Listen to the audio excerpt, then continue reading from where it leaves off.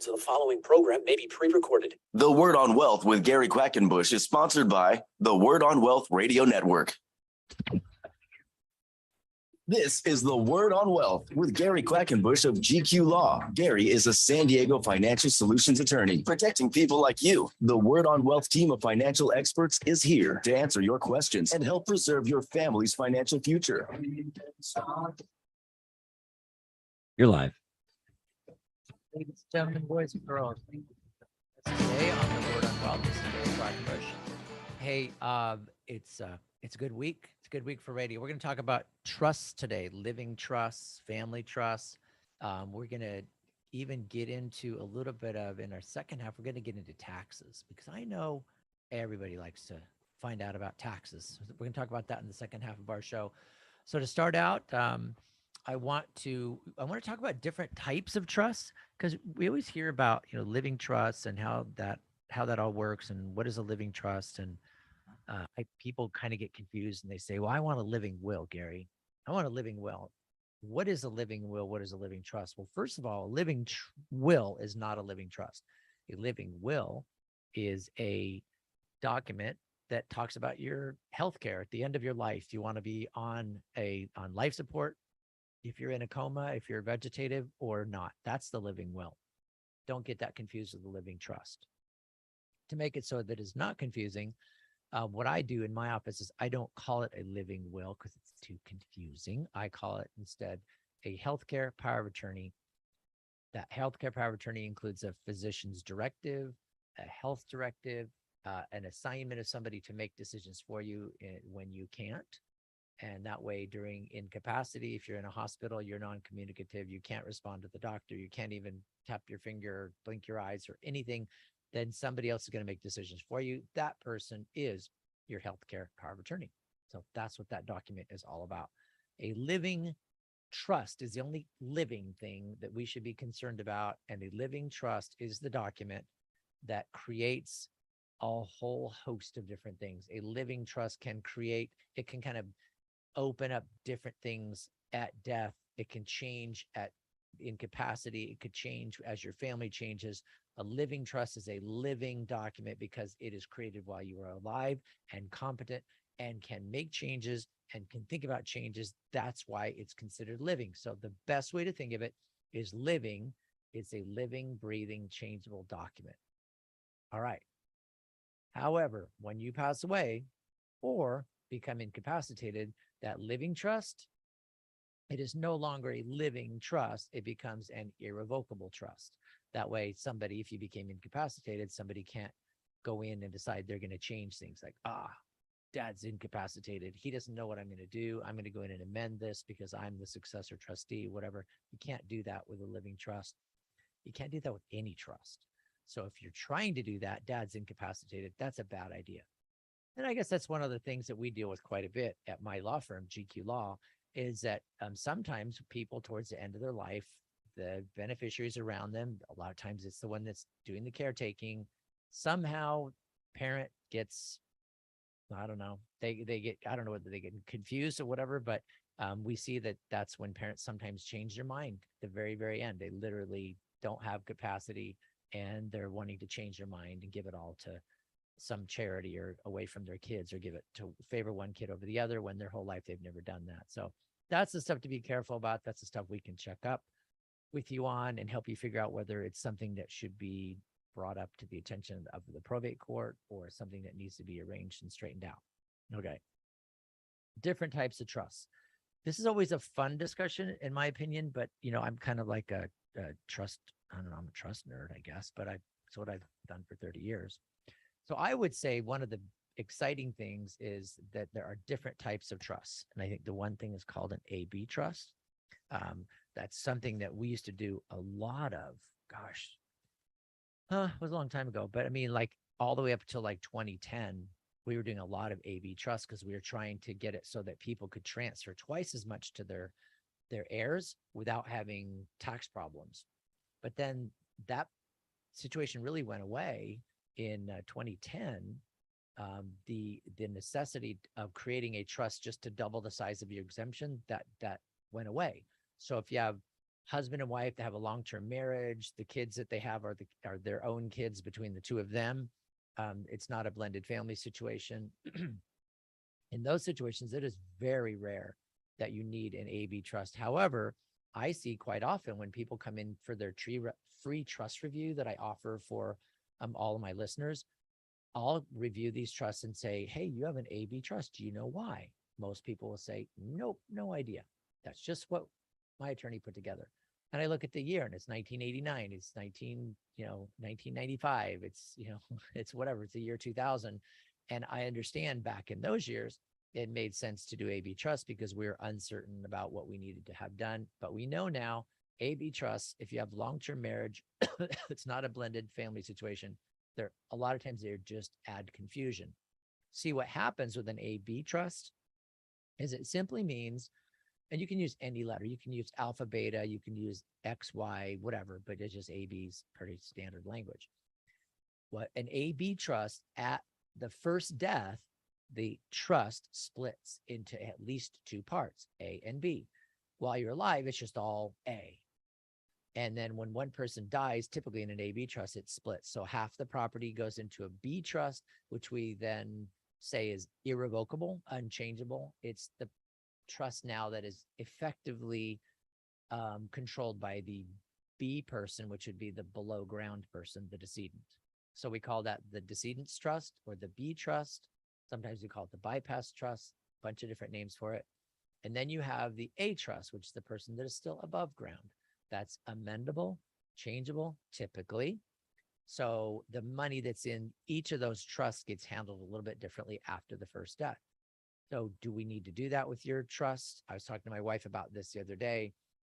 If I inherit money and then she inherits money, should we now have two separate trusts, even though we have a long-term marriage and common children and all that stuff? And that's really an interesting question, because do you need to? Depends on if you plan on blending your inherited retirement accounts and blended monies from your sides of the families. A lot of people do not want to blend them. They just keep them in separate accounts. So how do we do that? Do we set up two trusts? You can. It's better than doing an AB trust, in my opinion. So you could have husband's 2 minutes. trust, wife's trust, and then you have the family trust. So you could have three trusts. You can have as many trusts as you want, but the actual AB trust that on the first death, it splits in half and money moves between the two trusts. If yours is set up that way, it's usually going to just cause a lot of confusion. And normally what will happen, and I would say this is probably 90% of the time, is the surviving spouse does not do what the trust says as far as the AB split. They literally just forget about doing it. They ignore it. They refuse to do it. So what I look at from an attorney's position is the first act of this survivor is to violate the terms of the trust. And I never like having things that are intentionally violated or that we know they're going to be violated right away. I'd rather have it so that it's totally legit. And then when husband passes away, wife doesn't have to do some legal action or kind of be in default of this trust. And then that's the way things go for the rest of the time. And then when wife passes away, then it's like the kids are, well, what did mom do that she was supposed to do? So those are things. I like to simplify trust. I think it's important to simplify trust. The numbers can be so big in a regular trust. That's what I like. You listen to the Word on Wealth, and when the thing I want to go into next is some other trusts, like what's a QCHIP trust or special needs trust, Bentham trust. Those are things we're going to be going over coming up next here on the Word on Wealth. All kinds of trusts here with Gary Quackenbush on the Word on Wealth.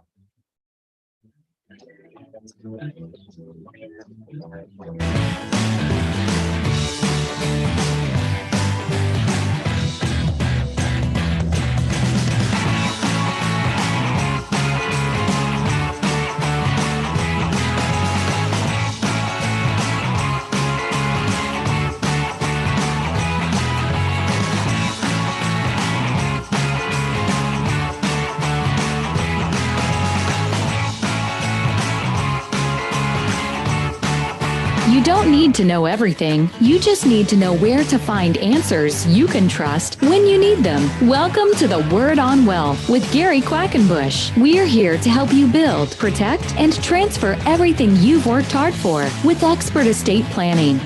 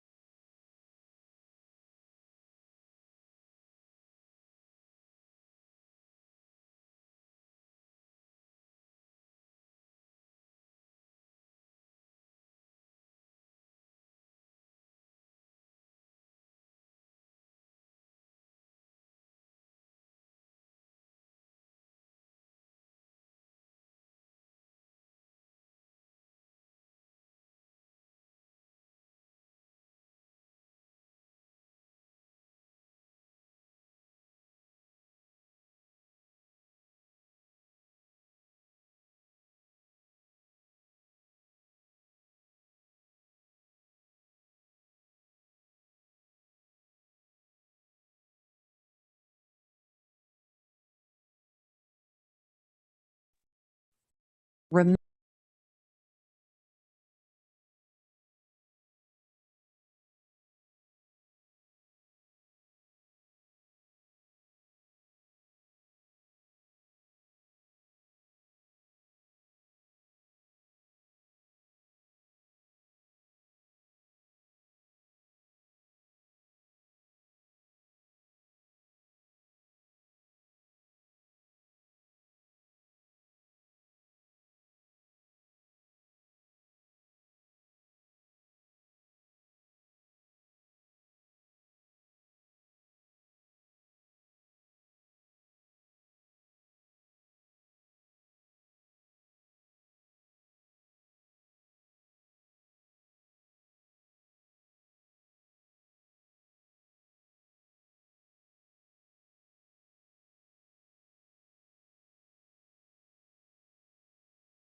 For the legal help you need, call Gary and the team at GQ Law, 855-500-TRUST, or go online and download Gary's free ebooks and videos. Read Gary's blogs. Call or click to request your free consultation or to talk with a member of the GQ team. That's gqlaw.com, 855-500-TRUST. You're live. All right. Well, let's keep talking about some of the other types of trust that you run into constantly. You hear sometimes about things that are called Q-tip trusts. All right, and they're little, there's not like one actual, Q-tip trust. The whole idea of a Q-tip trust is it's a trust that comes into play for only a short period of time. For example, okay, so if we're looking at a Q-tip trust, for example, let me go back to where it was. Okay, so on a Q-tip trust, what happens is you have a piece of, for example, you have a piece of property that is in the trust and it's there for some temporary period of time. There's some tax implications and stuff to be aware of. But for example, let's say you have a situation where you have a husband and wife. Husband has his 2 children, wife has her 3 children. So between the two of them, they have 5 children, but there's no children in common. Okay, husband and wife have been married for a long time and they own a house together. They both contributed. It doesn't matter whether it was exactly equal or whatever, but they own the house as joint tenancy. When they decided to do an estate plan, they wanted to make sure that their own children were taken care of, rather than, like, wife didn't want it that when she died, if the money were left in trust with the husband, that if he remarried, then he would start spending all this money on his new fancy person and would go into wife's money, and there wouldn't be anything left to give to wife's children. And the opposite was true too. Husband didn't want to leave the money in a joint trust because thinking that wife might have a new person and decide to spend all the money for whatever and spend everything, including what was the share that should have or may have been intended to go to her now deceased husband's children. And there's a lot of reasons why that could happen. I mean, you can imagine it's a stepmom, stepdad situation. And sometimes after the death of stepdad, then stepmom and stepdad's kids have no relationship at all because they only had it by marriage and now there's none. And so things get tense and all that. So instead, what you do, you could have it so that when husband dies, the house gets sold and half of the proceeds go to husband's children and the other half of the proceeds go to surviving spouse. Okay, except she has no place to live. Instead, you put together a trust that creates a subtrust. So it would be husband's trust, says on his death, then his half of this house stays in his trust in a subtrust, and it is for wife to use for the rest of her life. And you can put conditions on it, but a lot of times we don't. But the condition would be basically if wife decided to move out, or if wife decided she wanted to sell, or if wife passed away, which would be then moving out, then the house would be sold and the proceeds of the house would be split half to husband's children and the other half to wife's children with the rest of her estate plan. So you can do these partial a trust called a Q-tip, Qualified Terminable Interest Property Trust, that can handle property after the person passes away, and it's in that trust temporarily until some event occurs. You can do that with a lot of different things. Sometimes you don't want to do that. The other problem, I mean, one of the things, if you do a Q-tip trust and you have it holding the property of the deceased spouse, then you might get in some issues with creditors or some money issues or some problems like that. Or you may even get the beneficiaries, like dad's kids, may be getting a little annoyed because the house isn't being properly taken care of, or it needs a new roof, or it needs to be painted, or it's not being maintained, or, there's issues like that. So then what do you do? Do husbands' kids now, can they evict wife from deceased husband's half of the house? What do you do if there's a violation? How do you get the person out? And those are all part of a discussion. You could set it up, instead of having the half of the house in this terminable trust, you could have it so that there's a rental agreement, basically an occupancy agreement, so that husband dies, wife gets a life and like a written contract that she can live in his half of the house without paying any rent or anything like that for the rest of her life or for a period of time. So these are things that they get kind of messy, but if you don't deal with it now, then you're going to have the situation like I see way too much. And that is husband and wife, they have a house that they own together. They don't have common kids, but they each have children. Husband dies or wife dies, whatever way you want to put it, but we'll have husband die first. And now husband's children are starting to watch husband's wife and watching them very carefully and being kind of picky about what's going on with the house and how it's being used. And sometimes it adds a lot of pressure and a lot of tension. I've had one way to resolve that where the surviving spouse has a number of years to use the property, after which time she has to move out. And it's the opposite too. If wife dies first, then husband has, let's say, 5 years to live in the property. And after 5 years, he has to move out. And that just gives him the time to go and find a replacement residence, which usually they're smaller. There's going to be tax consequences depending on whether he buys a bigger house or smaller house.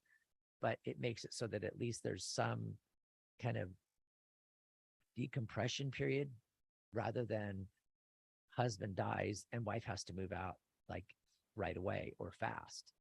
Those are just the things that get pretty awful. So with blended families, typically you don't want to do just a regular estate planning trust, because there's just too many complications with community, jointly owned property, with property that was, maybe it was owned by the deceased husband, but wife was using that property. Maybe it's a car or a bank account or a house or a rental or a timeshare, something like that. And you want to make it so that your surviving spouse can use the property for a certain period of time. You got to be really careful with things like that. And it's not that the husband and the wife get into some type of dispute. If they did, they can resolve it because they're alive and they can take care of it while they're alive. The problem is when one of them dies, or even both of them, then you have children who don't have a relationship. There was no chosen, selected, spouse with a covenant contractual relationship between them. There isn't. The kids are just involuntarily brought into this relationship. And if there's property, joint property, community property, separate property that's used by the other persons, that needs to be laid out. It's the same that I would recommend if you were in business with somebody. You bought a machine to make, snacks at a football field events on Friday nights. Don't just do it with somebody offhand, like, hey, let's split the proceeds. Get a contract. Anytime you have an agreement with another person where it's with the purpose of dealing with money or making money or generating money or something like that, you always have to have a contract, because it's going to end. Think about that with the husband and wife. Husband dies, there's this relationship now contractually with wife where she can contractually live in husband's half of the house. that's going to end because eventually the conditions for the wife to live there are going to go by. She's either going to pass away or she's going to move out or or want to sell the house. Those conditions are met. So that relationship is now gone, right? The house doesn't even exist anymore. So you've got to be careful and make sure that you plan for contingencies in the future. Everybody has heard that you shouldn't get into anything without an exit plan. It's the same thing with our lives. You got to have some type of an exit plan with your stuff, because eventually you're not going to be here to decide what happens to it, who can drive your car, who's going to get your money. Eventually you're not going to be here.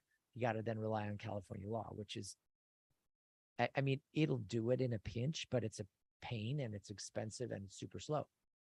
So that's why trusts are super important to set up. Okay. So Q-tip is one. Then you have a special needs trust. So here's the situation. You got mom and dad, they have a special needs child that's receiving some government assistance because of disability. And in California, there's wonderful programs for children that have disabilities. Well, so you have this child that's with a disability and is receiving money and support, and mom and dad can, pay as much as they want or as little as they want. They can contribute, they can figure out the programs. That's not a problem while mom and dad are here. But when mom and dad die or become incapacitated, now who's going to be the one that's doling out mom and dad's money to take care of this special needs or disabled child? Well, that's going to be governed just by a special needs trust. The special needs trust gets set up and you have a trustee that is managing that money for the special needs beneficiary, and they are controlled on exactly how they can spend money. And if they do it right and they spend money just on the right things, then all of the government benefits and programs and things that special needs child is participating in and taking advantage of, they can remain in force and in effect.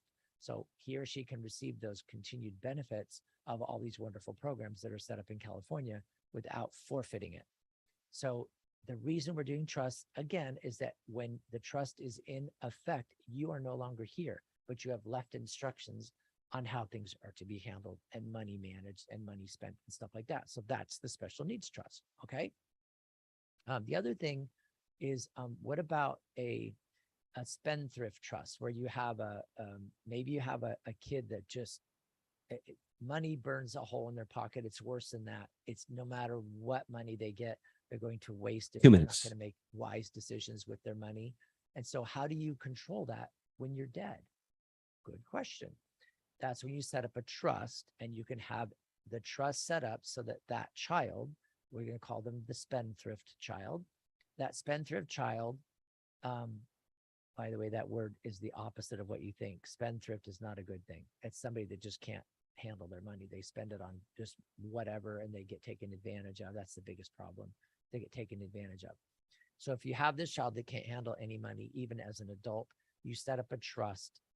You can set up a spendthrift trust or an annuity trust so that child receives a certain amount of benefit without having the entire load of money that you leave them available for creditors or available for them to access. And if they're getting, taken or convinced or talked out of their money, they don't even have access to it. They have to go to the trustee.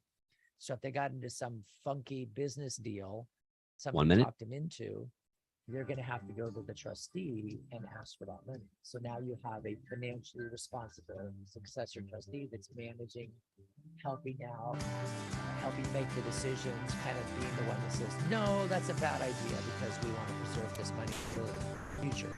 That's when you set up a spending. So that can be done. Really, it's your money. You don't have to just say, whatever, I'll be dead. I won't even care. I won't know. That may or may not be true, by the way, but it's like, don't just do that. You can control it with a trust. And they're not hard to set up. We just need to talk about how to do it. The thing I want to go over next is I want to talk about gift trusts. For those that want to give money away, gift trusts are amazing. They're things. If you want to find out about any of this, call my office, 855-500-TRUST. Coming up, we're going to talk to Rich Mathurin of GQ Law about taxes, tax problem solving, offers, and ways to get out from under taxes. That's coming up next time. You've got questions. We've got answers. This is the Word on Wealth with Gary Quackenbush of GQ Law. Gary's here to give you peace of mind with expert estate planning, trust administration, inheritance, and probate. Call Gary to build, protect, and transfer your wealth. 855-500-TRUST. GQlaw.com.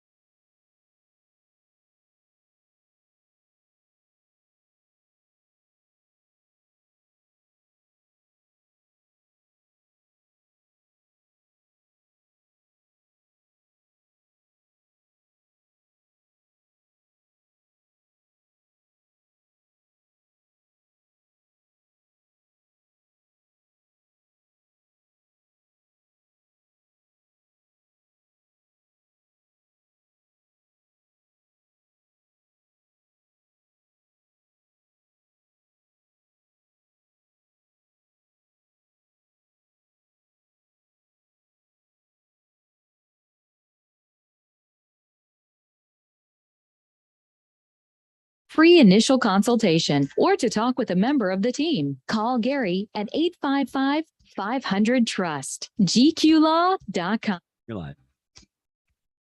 Right, welcome. So glad to have you guys along. Second half of our show, we've got Rich Mathurin from GQ Law. Rich, how you doing, man? Great, Gary. Good to be here again. You know, I just always appreciate you coming in. Mondays are one of my favorite days because that's when we talk about all the things that people need to know about tax problems. People want to talk about tax problems. Now, I know nobody wants to talk about tax problems, but what I've found is that people that have a tax situation tend to talk about it. And so a lot of times with like this show, it's not actually you have the tax problem, but it might be a friend or a neighbor or a family member or something like that, and you're looking for a solution. Kind of like you're kind of tired of your brother showing up at all the holidays and being all sad and depressed about him owing taxes and, oh my gosh, the government's after me again. So that's part of the reason that we talk about this on this show, is dealing with tax situations. Rich is an expert in tax problem solving. He's been very, very successful in getting a lot of things resolved. And we're going to talk today. We want to talk about if you do owe money for whatever reason. We can talk about that a little bit, but let's just say, Rich, that you owe money to the government.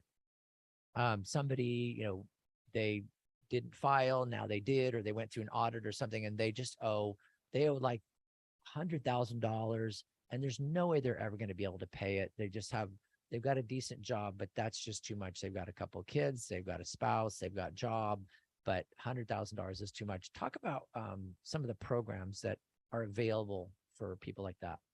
Well, generally the IRS does want to be paid in full and would try to push an owing taxpayer into a installment agreement. Sometimes we can get them, if they cannot full pay their balance before they expire under the statute of limitations, we could get them into a partial pay installment agreement where they would pay a portion of their full balance depending on their net income every month. So that's like, so if you set up a partial pay, now you're saying the IRS only has a certain period of time to collect the money. How long do they have to collect it? 10 years from when the tax was assessed by the IRS, not when it was due or not when it was filed, but when it was actually assessed, i.e. the IRS reviewed your tax return and said, this is what the tax you owe. Generally, a lot of times it's the same as when you filed, but it can be different. Okay, so the 10 years. So if you set up a payment plan and it's pretty clear the payment plan will never, the amount of payment they're making will not pay it off in 10 years or whatever time is left on the statute, sometimes the IRS will actually just let it fall off. Yes, if you don't have the current ability, if you're, you would have to provide a financial statement showing your net income, your income over allowed expenses.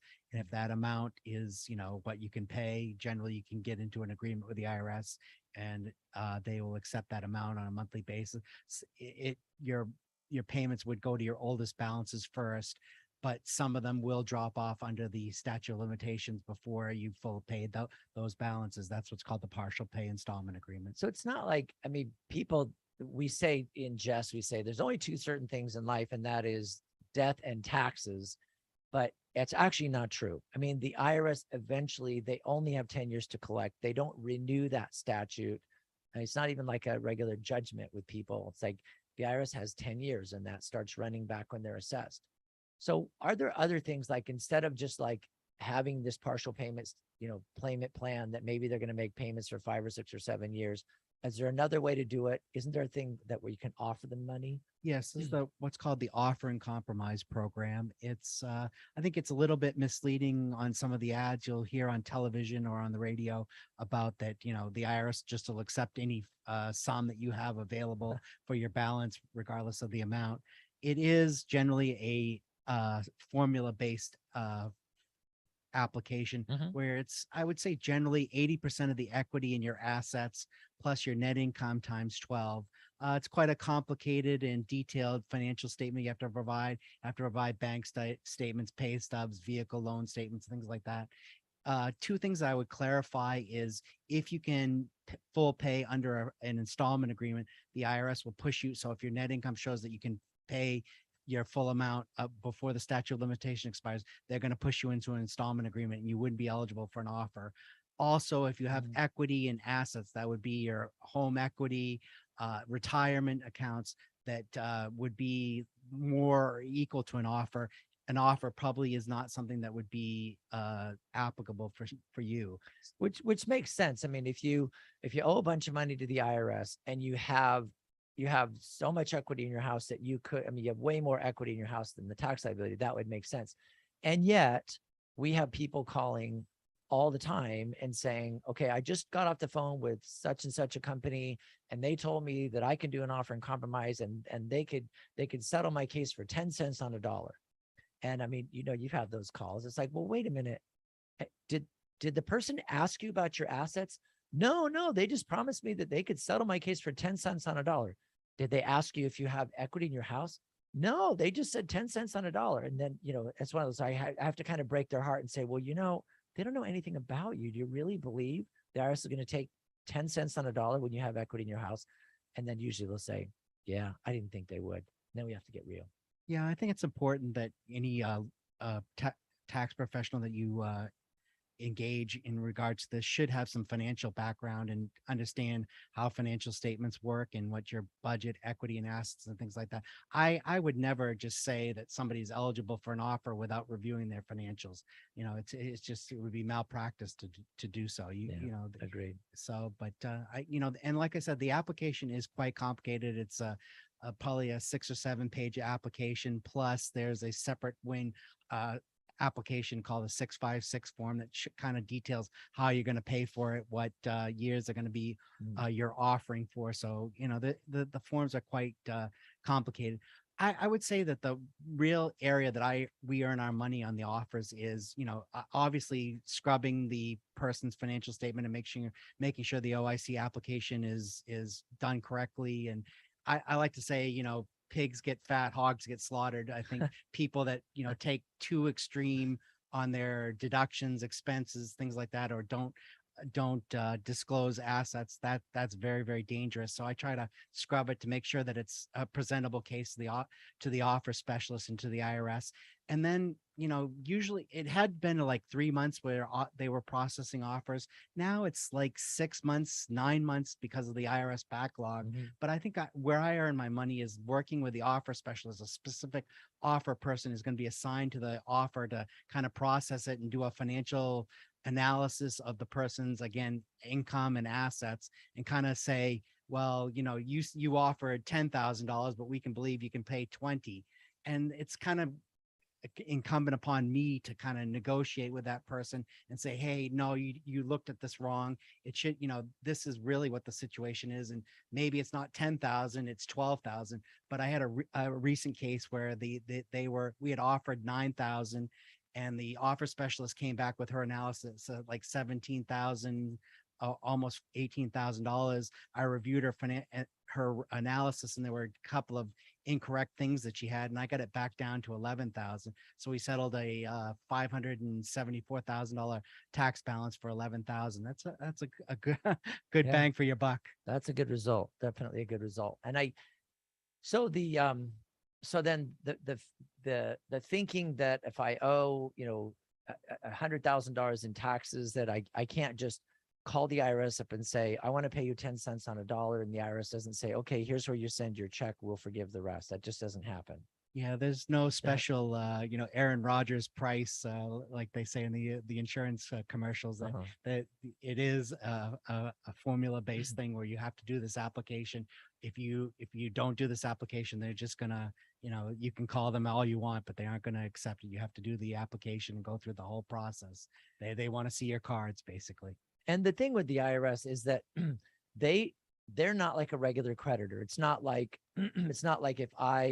if Rich wanted money from me, he would threaten me and whatever to get my money. And if I totally ignored him, he's going to file a lawsuit, going to get a judgment against me. He's then going to try to attach my wages and my bank account and try to go after my house and all that stuff. But 2 minutes. I can negotiate with a guy like Rich if it's a civilian creditor. So, or whoever, right? He would be happy if I said, I know I owe you the 50,000, and I can get you 10,000 in 2 weeks, or you can chase me around for the next 10 years. Most creditors would say, okay, we'll take the 10. But the IRS isn't like that. The IRS isn't a regular creditor. They're an administrative creditor. They get their money because the tax laws say that we pay money on our taxes. And if there's a balance due, the IRS is going to collect that money. So when we're dealing with the IRS, it's not really a matter of saying, hey, buddy, at the IRS, I'm connected to you and you know me and we're good friends. And so will you give us a deal? It's not that. It's a matter of complying with the laws, taking advantage of whatever, all these little rules and the exceptions and all that. And that's what a good offer and compromise representative will do for you. So those are the kind of things that we end up doing a lot. Now, Rich, 1 minute. in the process, so let's say somebody's getting like a bank levy or a wage levy's coming up. Can you get that slowed down or stopped by submitting an offer? Does that help slow that process down if somebody's like being levied? Yes, if you submit an offer, all collection activities would stop. We FedEx the application to their office in Memphis, Tennessee, and once they get confirmation of the offer, they are supposed to stop all collection activities. See, that's a great deal, and I think that's one of those things that I really like about, if you know what you're doing, you know who to submit things to, you can get things slowed down. Because I think when you have tax problems, tax situation, it's very frustrating because the IRS cart is just kind of running away, and you feel like you've fallen off that horse. Get professional advice to help out with the offer and compromise stuff. If you need it, call 855-500-TRUST. Just call us here at GQ Law, 855-500-TRUST. You don't need to know everything. You just need to know where to find answers you can trust when you need them. Welcome to the Word on Wealth with Gary Quackenbush. We're here to help you build, protect, and transfer everything you've worked hard for with expert estate planning, trust administration, inheritance, and probate. Call Gary and the team at gqlaw.com. 855-500-TRUST.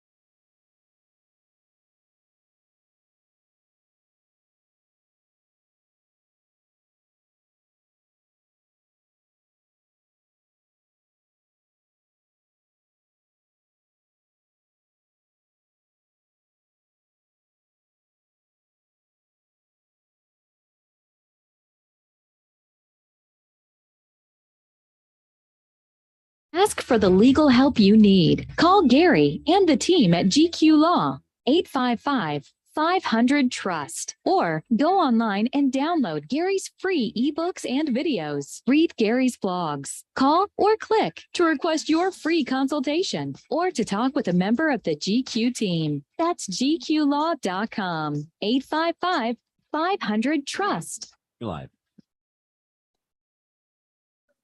Our discussion on tax problem solving, and we've been specifically talking to Rich Mathurin from Chicago. We get to talk about it. So the one thing that I notice about offers and compromise is that people, like some of the stuff you do, I swear is magic. That's why I think a couple of years ago for Christmas, I gave you a magic wand from Disneyland because I feel like I really do. I feel like Rich sometimes works magic, and I look at it and go, I mean, we had one that the liability was literally almost $6 million, and the offer came out to what, $1,800 or something. Great deal. It was astounding, and it was actually sometimes with an offer, you're doing it because you owe taxes because an audit went the wrong way. You know, some older years, you bring in like an LLC or a corporation, and it gets this audit really messed up. And sometimes the way to resolve an audit is to just kind of, you know, almost like admit that you owe taxes and then compromise it, do it a compromise. But the compromise is just based on, it's a collection solution thing. It's like you don't have the money to pay.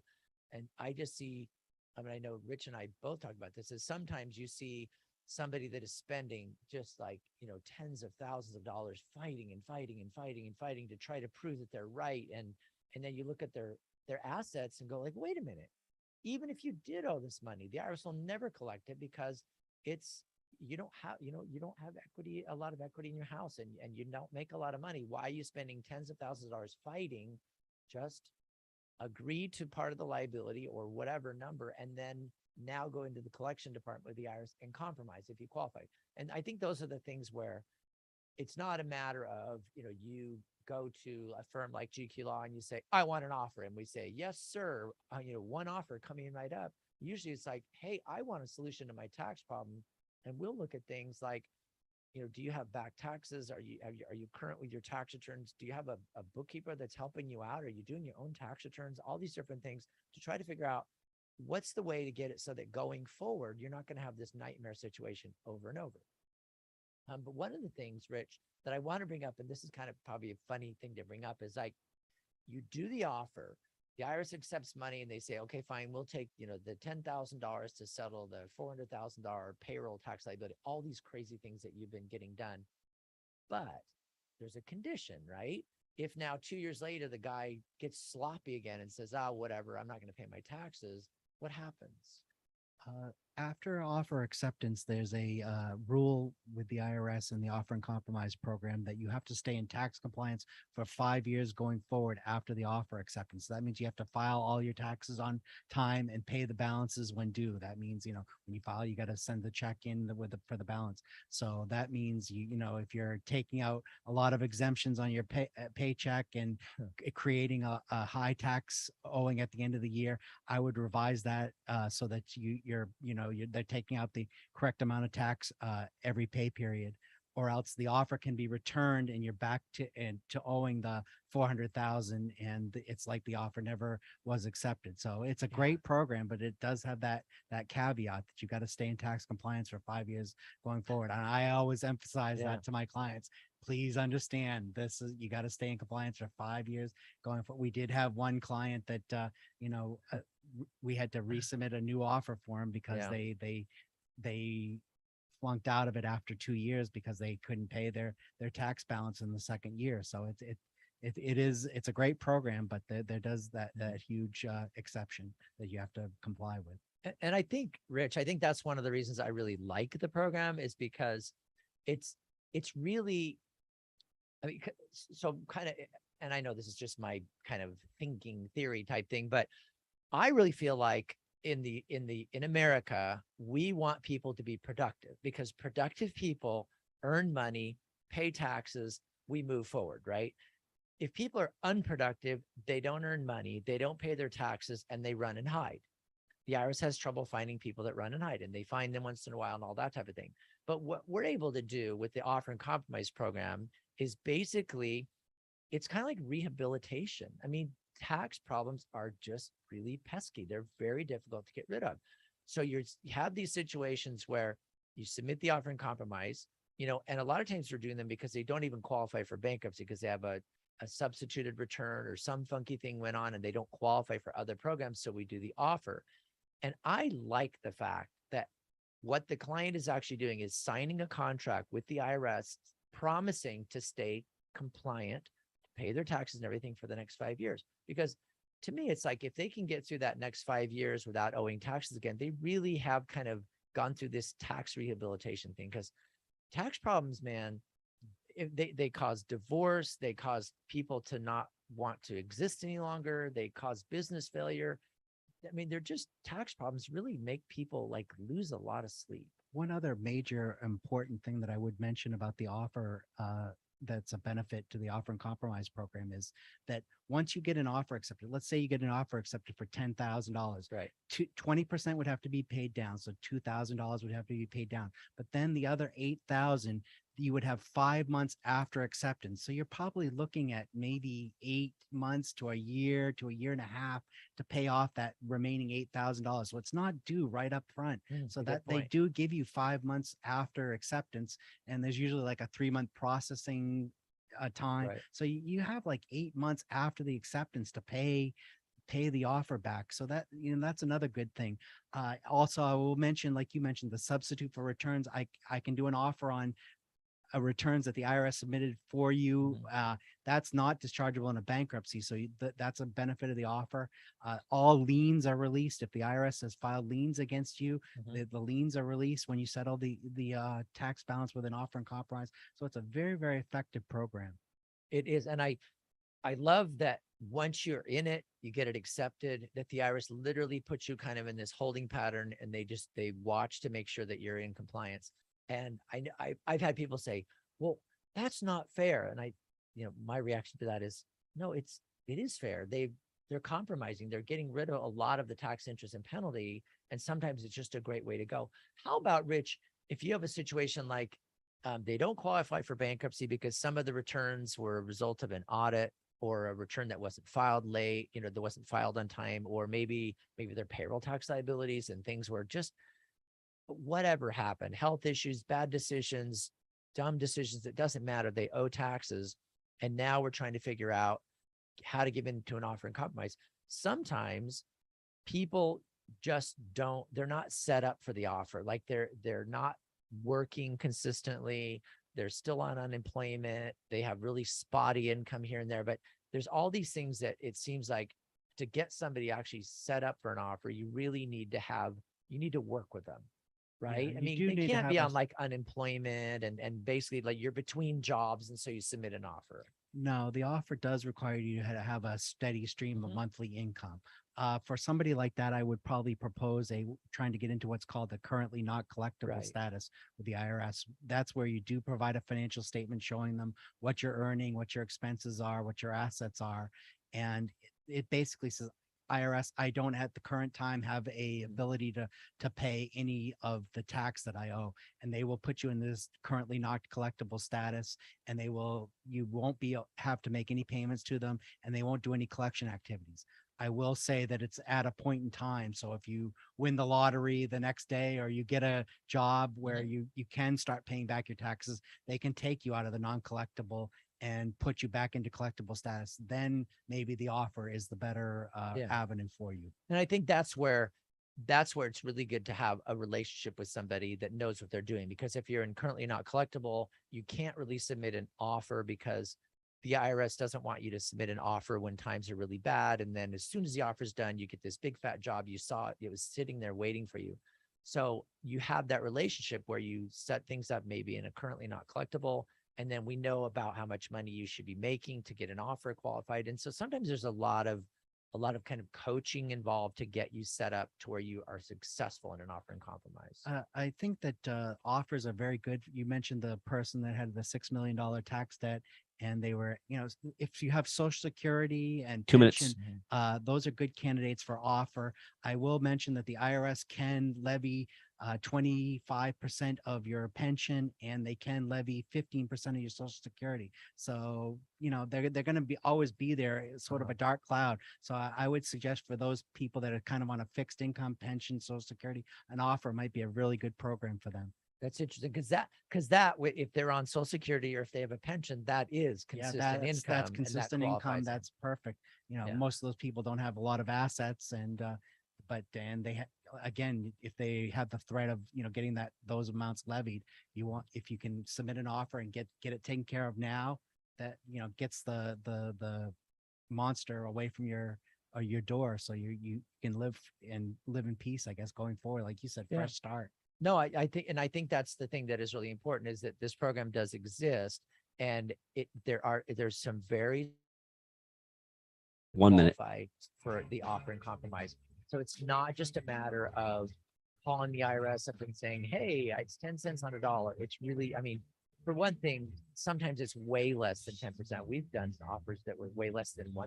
I just 2% I did recently. Yeah. So it's great. It can be way better than 10%. Sometimes you're going to pay 70%, but it's a matter of getting you rehabilitated, getting you kind of set up so that an offer works. So I think, Rich, you would agree with me. It's not just a matter of, I qualify for an offer right now, let's talk about it. It's more like, could I qualify for an offer someday, or what are my other options? And I know one of your favorite things is you'd rather look into it, right? You'd rather do the analysis rather than just answer. I think we should run a tax report and give you the best analysis we can. And like I said, there are a lot of different programs available to you. Offer is one of the better ones. All right, 855-500-TRUST. You heard it here on the Word on Wealth.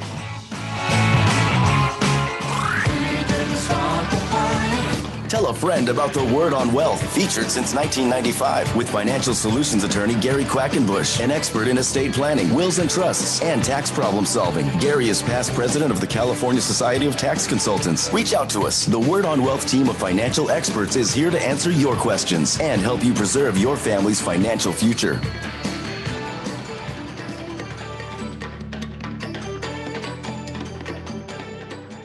The information you hear on the Word on Wealth is for general information purposes only. This program discusses general financial and legal topics. Seek legal advice from a competent lawyer for your individual legal needs. The opinions expressed here do not necessarily represent the views of Salem